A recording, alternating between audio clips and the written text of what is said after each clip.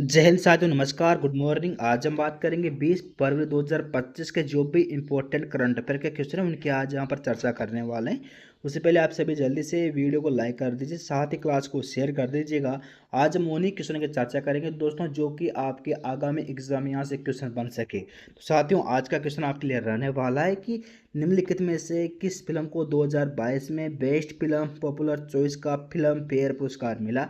तो जल्दी से कमेंट करके इसका आंसर बताने की कोशिश कीजिएगा कि 2022 में बेस्ट फिल्म पॉपुलर चॉइस का फिल्म फेयर पुरस्कार किसे मिला। तो चाहती हूँ इसका आंसर होगा option number A, Shershaah movie को। ठीक है, अगले क्वेश्चन की यहाँ पर हम चर्चा कर लेते हैं कि निम्नलिखित में से किस वनस्पति जगत के पौधों को शैवाल के नाम से जाना जाता है। जल्दी से कमेंट करके इसका आंसर बताने की कोशिश कीजिएगा कि निम्नलिखित में से किस वनस्पति जगत के पौधों को शैवाल के नाम से जाना जाता है। तो साथियों, इसका आंसर होगा ऑप्शन नंबर सी, इसका सही आंसर हो जाएगा। थैलोफाइटा के पौधों को दोस्तों शैवाल के नाम से जाना जाता है। किसके नाम से प्यारे विद्यार्थियों? शैवाल के नाम से जाना जाता है। अगले क्वेश्चन की यहाँ पर हम चर्चा कर लेते हैं कि निम्नलिखित में से किसने न्यूट्रॉन की खोज की। तो दोस्तों, न्यूट्रॉन की खोज किसने की? जल्दी से कमेंट करके इसका आंसर बताने की कोशिश कीजिए। तो साथियों, इसका आंसर होगा ऑप्शन नंबर सी, जे चेडविक ने दोस्तों किसकी खोज की? इसने दोस्तों न्यूट्रॉन की खोज की। किसकी प्यारे विद्यार्थियों? न्यूट्रॉन की खोज की। ठीक है, अगले क्वेश्चन की यहाँ पर हम चर्चा कर लेते हैं, जो कि आपके लिए दोस्तों बहुत ही ज़्यादा इंपॉर्टेंट रहने वाला है कि महात्मा गांधी ने किस वर्ष गुजरात के खेड़ा जिले में किसानों के समर्थन में सत्याग्रह किया। तो साथियों, 1918 इसका सही आंसर हो जाएगा। ऑप्शन नंबर ए इसका सही आंसर हो जाएगा। अगले क्वेश्चन के पर हम चर्चा कर लेते हैं कि निम्नलिखित में से किसने यूएस ओपन 2022 के पुरुष एकल का खिताब जीता।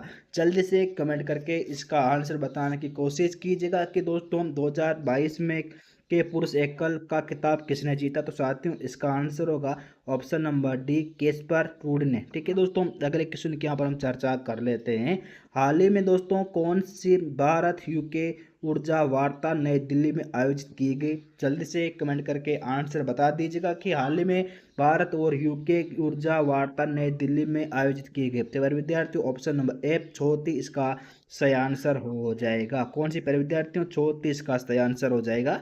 अगले क्वेश्चन के यहाँ पर हम चर्चा कर लेते हैं दोस्तों, वो है कि दीनोदर पहाड़ियाँ किस राज्य केंद्र शासित प्रदेश में स्थित हैं। जल्दी से कमेंट करके इसका आंसर बताने की कोशिश कीजिएगा कि दोस्तों दीनोदर पहाड़ियाँ किस राज्य या केंद्र शासित प्रदेश में स्थित हैं। पश्चिम बंगाल में, महाराष्ट्र में, गुजरात में, या प्यारे विद्यार्थियों अंडमान और निकोबार द्वीप में स्थित है। प्यारे विद्यार्थियों, इसका आंसर होगा गुजरात, इसका सही आंसर हो जाएगा सी ऑप्शन। प्यारे विद्यार्थियों, इसका सही आंसर होगा गुजरात में।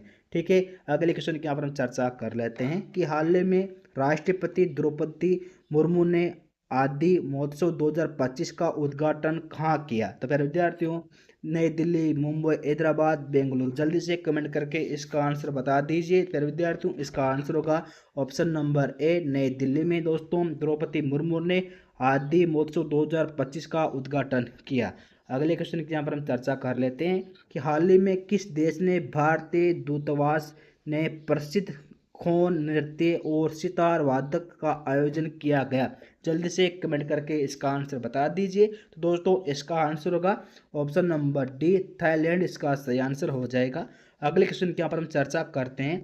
एक रिपोर्ट के अनुसार महाकुंभ 2025 में अब तक कितने करोड़ से अधिक श्रद्धालुओं ने स्नान किया। जल्दी से कमेंट करके इसका आंसर बताने की कोशिश कीजिए कि 2025 में के जो महाकुंभ का मेला था, अब तक कितने करोड़ श्रद्धालुओं ने यहाँ पर स्नान किया। तो पहले विद्यार्थियों, ऑप्शन नंबर ए 50 करोड़। ठीक है दोस्तों, अगले क्वेश्चन की यहाँ पर हम चर्चा कर लेते हैं कि भारत टेक्स 2025 जिसका आयोजन 14 से 17 फरवरी को भारत में किया जा रहा है, किससे संबंधित हैं। जल्दी से कमेंट करके आंसर बताने की कोशिश कीजिए। तो दोस्तों, इसका आंसर होगा ऑप्शन नंबर बी, कपड़ा उद्योग से। ठीक है दोस्तों, अगले क्वेश्चन के यहाँ पर हम चर्चा करते हैं, जो कि आपके लिए बहुत ही ज़्यादा इंपॉर्टेंट रहने वाला है आपके आगामी एग्जाम के लिए, कि किस राज्य के मुख्यमंत्री ने फुटबॉल की संस्कृति को जमीनी स्तर पर ले जाने के लिए फुटबॉल फॉर ऑल का लॉन्च किया। जल्दी से कमेंट करके इसका आंसर बता दीजिए। प्यारे विद्यार्थियों, इसका आंसर होगा ऑप्शन नंबर ए, झारखंड, इसका सही आंसर हो जाएगा। अगले क्वेश्चन दोस्तों यहाँ पर हम चर्चा करते हैं कि किस देश के द्वारा बहुपक्षीय नौसेना अभ्यास कमांडो 2025 का आयोजन किया जा रहा है। तो प्यारे विद्यार्थियों जल्दी से कमेंट करके इसका आंसर बता दीजिएगा। प्यारे विद्यार्थियों इसका आंसर होगा ऑप्शन नंबर ए इंडोनेशिया, इसका सही आंसर हो जाएगा।